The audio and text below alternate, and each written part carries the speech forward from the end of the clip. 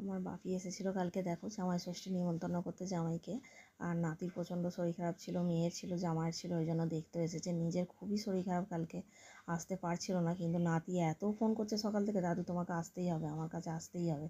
তো সকালে আসার কথা ছিল, শরীর খারাপ বলে আসতে পারেনি, বিকালে এসেছে। দাদুকে কত আদর করে নিচ্ছে দেখো যাওয়ার আগে। তো জামাই ষষ্ঠীর মেয়ের নিমন্ত্রণটাও কালকে করে দিয়ে গেছে জামাইকে।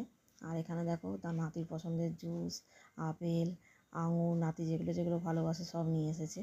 আর এখানে আমি যে সন্দেশগুলো ভালোবাসি ওগুলো নিয়ে এসেছে। আমাদের বাপের বাড়ি গাছের এঁচোড় হয়েছে দেখো, ছোটোতেই এঁচোড়গুলো বেশি বাড়ে না, ছোটোতে পেকে যায়, নিয়ে এসছে। না নাতির জন্য ফল এনেছে।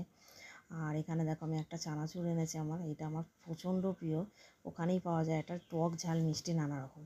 এখানে আমি কোনো দিন দেখিনি, খাইনি, ভীষণ সুন্দর চানাচুরটা, তো আমার জন্য ওটা এনেছে। আসলে বাবারা আসলে না মেয়ের জন্য কী আনবে না আনবে, আর সেখান থেকে মা বেশ সুন্দর করে গুছিয়েও সব কিছু মনে করে করে পাঠিয়ে দেয়, যে ও কী ভালোবাসে সেগুলো নিয়ে যাও। তো দেখো এবারে ও দাদুকে দিয়ে আসতে যাচ্ছে।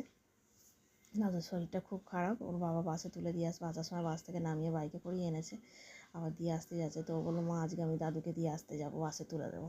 তো অনেক করে বাপিকে বললাম, থাকলো না, বাড়ি ছেড়ে কোথাও রাত্রিরে থাকে না, ওই জন্য চলেই গেল।